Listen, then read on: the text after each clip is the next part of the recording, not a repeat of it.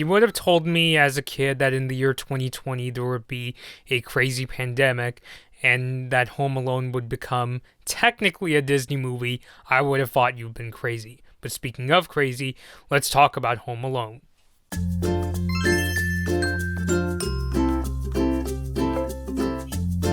Merry Christmas, Bloodman Bobby here. So I felt bad this year that I didn't really do any Christmas-related reviews. Honestly, as much as I enjoyed reviewing some TV shows with friends, I honestly kind of felt like my soul was sucked out after doing those reviews, and I kind of lost my enthusiasm to do a lot of reviews for a while. But I'm starting to get back on the path, and I figured I'd at least check out one of my favorite Christmas movies this year and review it, and that film, of course, is Home Alone. May have known that recently I did that video talking about my top 10 traps from Home Alone 1 and 2, but I also really wanted to at least review the first film. So what is Home Alone about? What is this movie for those who have maybe never watched it, or you're wondering, what's this movie about this kid named Kevin McCallister? What's it all about? Well, Home Alone is the story of Kevin McCallister, this little boy who's left home alone on accident, and after his family takes a trip to France for Christmas. And at first, Kevin thinks it's all really great. He's been going through a lot of tough stuff with his family, a lot of arguing, and he thinks that he's made his family disappear and thinks that he's gonna have a good time. But when he finds out that these two burglars, Harry and Marv, played respectively by Joe Pesci and Daniel Stern, plan to rob his house, he has to start coming up with a plan in order to defend his home. I don't think I could talk about Home Alone without mentioning the traps. They're probably the most famous aspect of the first movie, and the ones in the original Home Alone I still think hold up really well. Many of them are just as funny and memorable as I remember watching them as a kid. You know, I think of scenes like the nail scene where Marv is climbing up these basement stairs and he just slightly steps on this nail and it causes him to fall. I also think of the scene where he gets in the house going through a window but ends up stepping on all these Christmas ornaments and screams with pain.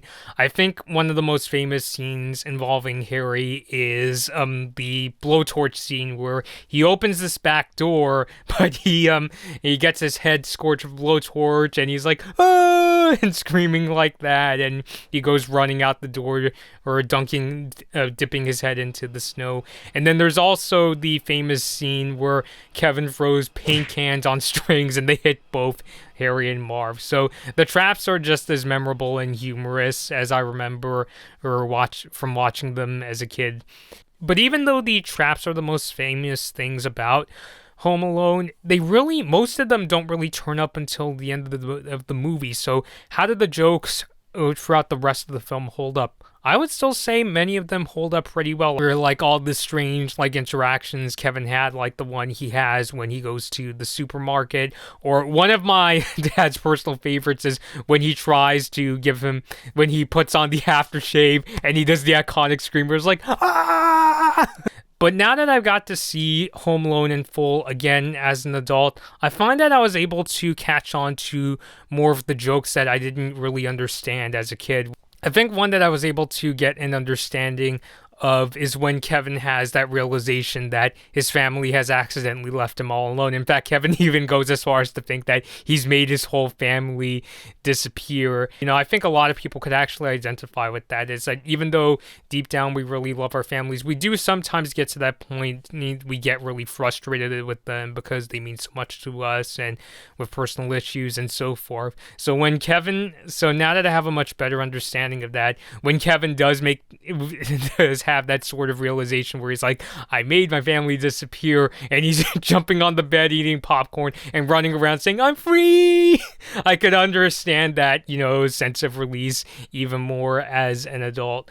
Another thing that I didn't really quite get as a kid is was Kevin making those really snarky remarks? Like, there were some scenes where he's like, hey, Buzz, I'm going through all your stuff, you better come out and pound me. Or the scene where he's watching that gangster movie Angels with Filthy Souls, and he says, "Guys, I'm down here eating junk and watching rubbish. You better come out and stop me." Sort of. But now that I get that, Kevin is being like sarcastic, and he's he's kind of savoring how he's able to get away with all this stuff because he doesn't have like his family to come like punish him or get him in trouble. And even the Wet Bandits themselves, the burglars, Harry and Marv, they even get a few funny lines even before we get to the traps. Like, one of my favorites from Marv is there's a scene where Harry and Marv, they almost accidentally run over Kevin with their van, and Harry pulls down the window saying, "Hey kid, you gotta watch out for traffic," and Kevin apologizes, and Marv actually says this grim but still funny line where he's like, he says something along the lines of, "Sandy doesn't visit the funeral homes, And I thought that was like surprisingly kind of morbid, but also pretty humorous at the same time. And one of my favorite lines from Harry is when he starts realizing that Kevin is a kid left home alone, he tells Marv, "I think we're getting scammed by a kindergartner." And I like the way how Joe Pesci says kindergartner. So yeah, so I was able to understand more of the jokes on this viewing, mainly because it's been years later and now I've gotten older and understand such things. But just like how I'm able to better understand the jokes of the first Home Alone, I would also say I have a much better understanding of the emotional scenes of the movie, like for instance, when the mother character, Kate McCallister, played by the amazing Katlyn O'Hara, realizes that she accidentally left her son back at home. Now I could really understand and really understand why. Basically, from the moment she realizes that she forgot her son, she's, completely determined to get back home. She's basically like, I remember that scene on the airplane when she was like, "Oh my God, we forgot him." She's almost like, frozen in time, just like frozen in shock. And you could understand the determination she has and how she, and how she's, trying to get on multiple flights in order to get back home, and it's a really stressful experience for herself. And it's also, and I could also see it being a very worrying experience for her. There's that scene where she gets back to the States and she tells that American Airlines employee that she's been up for 60 sleepless hours. And I'm like, now I could really empathize and see where she's coming from. And Katlyn O'Hara, as the mother, I think does a really good job of sort of portraying that stress and uneasiness. I thought it was really convincing, and it also shows that even though, oh yes, the mother character has also had her share of things that she said in frustration towards Kevin, it does still show that she is a good mother, and she still cares about her son's safety. And this is probably one of the scariest situations she's been in. But I think the scene that I'm most glad to rediscover from watching Home Alone again was the church scene.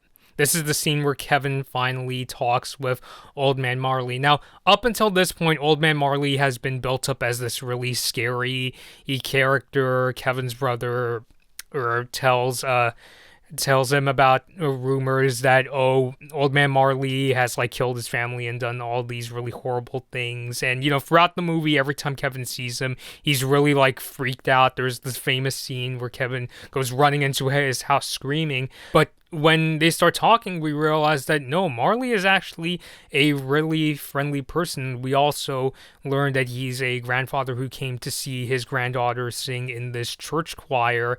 And he has this really sweet conversation with Kevin where Kevin tells him that he admits that he feels he hasn't been a really good kid this year, and that deep down he does really love his family, and that deep down he does really like his family.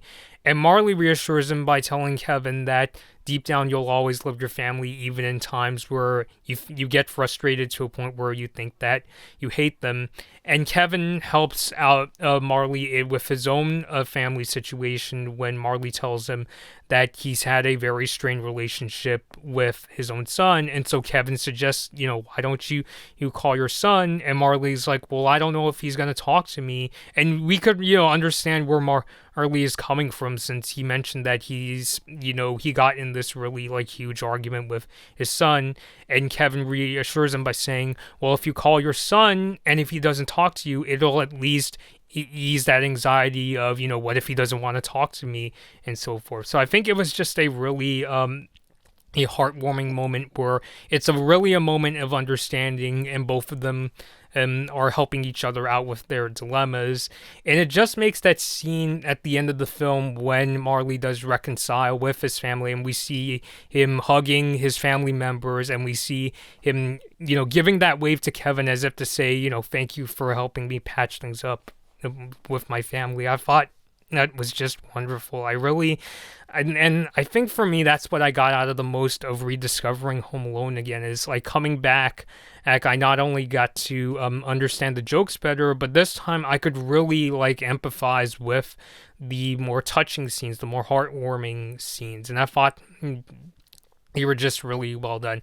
Now, yeah, that being said, I will admit there are some things in the first Home Alone that don't really make sense to me. I think of things like the scene where Kevin is getting chased by a police officer because was accused of shoplifting. I'm kind of like, why doesn't the officer continue to chase? Why is he just taken down after he bumps into that hockey player or that person? I just thought that was kind of weird. Granted, I don't want to see Kevin get caught by the police. I thought that was just a really strange I thought that was just a really strange way to end that situation.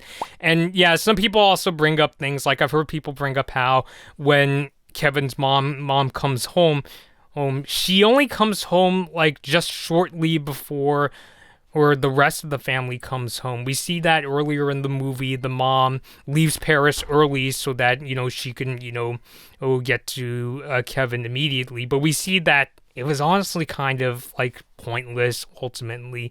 But still, even with those kind of things that don't really make sense to me, or the scenes that I found to be a little weird, I still think that Home Alone is a strong Christmas movie that is able to combine really the wacky slapstick, some of which that you really shouldn't try at home, but still entertaining, with some really honest and touching scenes. I think the best way I could sum up Home Alone nowadays is come for the traps, but stay for the heart. I think it still holds up really well, and in some ways I think it's held up even better than I imagined. So I do recommend Home Alone. It's one of my childhood favorites. I'm really glad that I got to watch it in full recently. It's on Disney Plus now, because now Disney has taken over the assets of 20th Century Fox, just now called 20th Century Studios. So if you have a Disney Plus account, I highly recommend checking out the first Home Alone. So let me know your thoughts down below. What do you personally think of Home Alone? Have you seen the sequels? What are your thoughts on them? Leave all those comments down below. And until next time, this has been Bloodman Bobby, wishing you a Merry Christmas and Happy Holidays, and I'll see you next time. Hi everyone, thanks for watching this Blood Moon Bobby video. Like and share the video if you enjoyed it. Subscribe to the channel to see more of my videos, and ring the bell to be notified about my latest uploads. Don't forget to follow me on social media for my latest opinions and video updates. I hope to see you next time.